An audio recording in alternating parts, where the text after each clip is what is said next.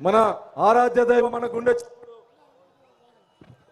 చంద్రబాబు గారికి మరొక్కసారి స్వాగతం సుస్వాగతం తెలియజేస్తూ, ఇప్పుడు గత 5 సంవత్సరాల్లో దుర్మార్గమైనటువంటి పరిపాలన మీద పోరాటం కొనసాగించి ప్రస్తుత హోంమంత్రిగా ఉన్నటువంటి అనిత గారిని మాట్లాడవలసిందిగా ఆహ్వానిస్తా ఉన్నాం.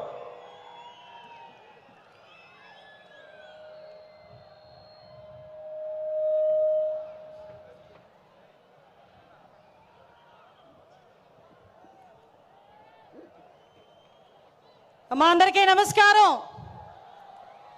మండు టెండలో ఎండని సైతం లెక్క చేయకుండా ఒకానొక సందర్భంలో రాయలసీమ గడ్డ మీద పసుపు చొక్కా వేసుకున్నాడని వాడిని బెదిరించి కేసులు పెట్టిన నేపథ్యం నుంచి ఈరోజు ధైర్యంగా పసుపు చొక్కా వేసుకొని, పసుపు టోపీ పెట్టుకొని, పసుపు జెండా పట్టుకొని సుదూర ప్రాంతాల నుంచి నా నాయకుడు వచ్చాడని చెప్పి ఈరోజు గడప గడ్డ మీదకి వచ్చిన ప్రతి ఒక్క కార్యకర్తకి కూడా పేరు పేరున శిరస్సు వంచి పాదాభివందనం చేసుకుంటూ, కడపలో మహానాడు జరగడం అంటే చాలా మంది ఆశ్చర్యపోయారు. నేను చేసి చూపిస్తా, కడప అన్నది ఎవడప్ప సొత్తు కాదు, ఇది తెలుగుదేశం పార్టీ అడ్డా అని ఆల్రెడీ నిరూపించున్నారు.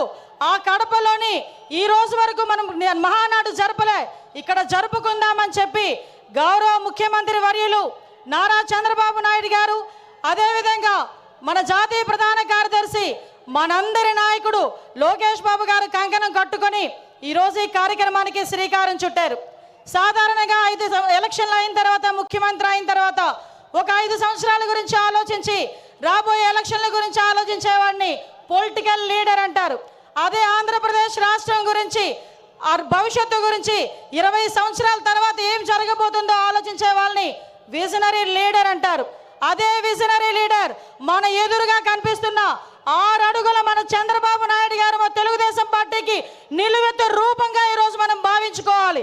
ఎందుకో చెప్తున్నా, 75 ఏళ్ళ వయసు, 40 ఏళ్ళ రాజకీయ చతురత, 40 ఏళ్ళ రాజకీయ అనుభవం, ఈ రెండు మేళవించుకొని సుమారుగా 2047కి 2047కి ఈ రాష్ట్రం ముందుండాలి. ప్రపంచంలోనే మొట్టమొదటి స్థానంలో ఆంధ్రప్రదేశ్ రాష్ట్రం ఉండాలి.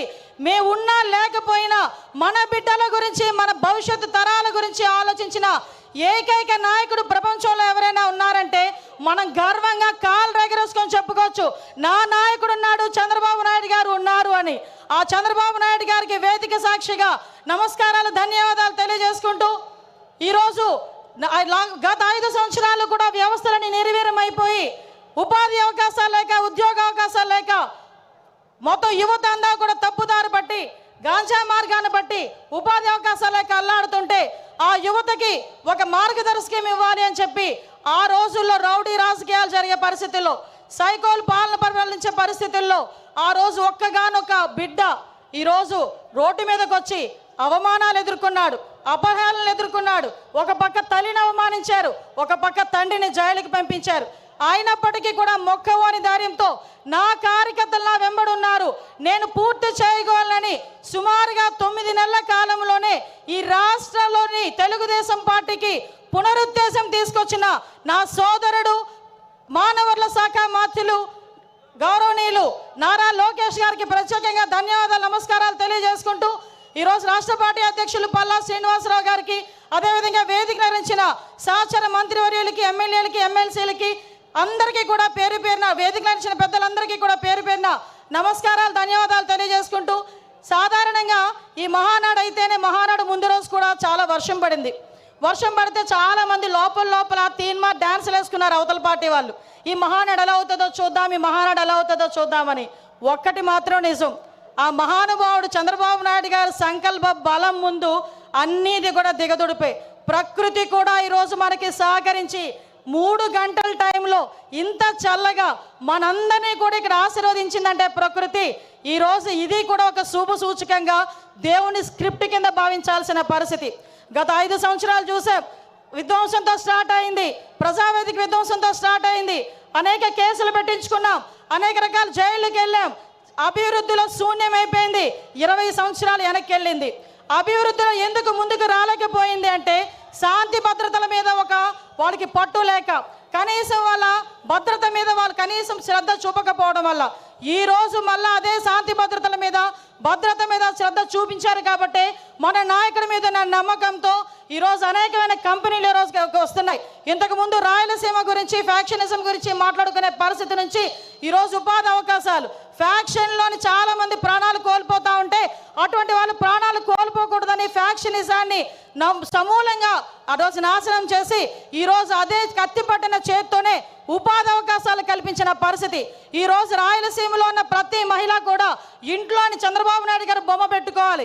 ఎందుకనంటే ఏ రోజైనా కత్తి పట్టిన మగాడు బయటికి వెళ్తే మళ్ళా తిరిగి ప్రాణాలతో వస్తాడో రాడో తెలియని పరిస్థితి నుంచి ఈ రోజు నా భర్త క్షేమంగా వస్తాడు, తిరిగి డబ్బులు తీసుకొని వస్తాడని ధైర్యంగా ఉండే పరిస్థితిని ఈరోజు తీసుకొచ్చాం. ఇంతకుముందు రాయలసీమ అంటే మనకి చేతిలో కత్తులు కటార్లు బాంబులు వినిపించేవి.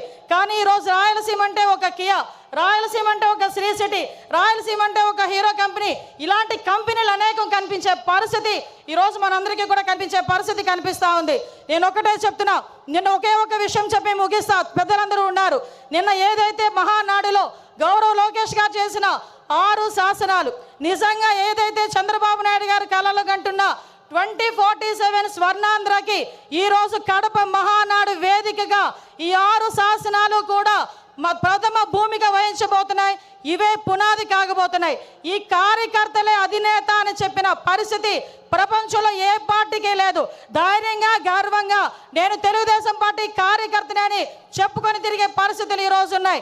ఒకటే ఒక విషయం చెప్తున్నా. మొన్న రీసెంట్గా నేను ఒక ఫ్లైట్లో వస్తా ఉంటే ఒక పెద్ద మనిషి, ఒక వ్యాపారవేత్త నాకు కనిపించారు. ఏంటి సార్ ఎలా ఉంది సార్ అంటే, అమ్మ రక్షించారు మీరందరూ కూడా ఎన్డీఏ కూటమిని గెలిచి. ఎందుకంటే 2018లో నేను శంకుస్థాపన చేశా, 19లో నేను ఫ్యాక్టరీ పెట్టాలని వెళ్తే పార్ట్నర్షిప్ అడిగారమ్మా. అప్పటి నుంచి మూసుకొని కూర్చున్నా. మళ్ళా చంద్రబాబు నాయుడు గారు వచ్చిన తర్వాత ఫ్యాక్టరీ మళ్ళీ ఓపెన్ చేశారని చెప్పే పరిస్థితి. ఒకటే చెప్తున్నా సార్, మీరు ఏదైతే 6 శాసనాలు తీసుకున్నారో ఈ 6 శాసనాలు మంత్రులుగా ఉన్న మేము కానీ, ఎమ్మెల్యేలుగా ఉన్న స్టేజ్ మీద ఉన్న వాళ్ళు కానీ, కార్యకర్తలుగా ఉన్న వాళ్ళు ప్రతి ఒక్కరు కూడా గ్రామానికి వెళ్ళి చెప్పే బాధ్యత మేము తీసుకుంటాం. మీరు కలలుగన్న 2047 విజన్ ఏదైతే ఉందో ఆ విజన్ని పరిపూర్ణంగా ముందుకు తీసుకెళ్లే విధంగా, మరీ ముఖ్యంగా గుంట నక్కలు చేరకుండా ఉండే బాధ్యత కూడా కార్యకర్తలుగా మనందరం కూడా తీసుకోవాల్సిన బాధ్యత ఉంది.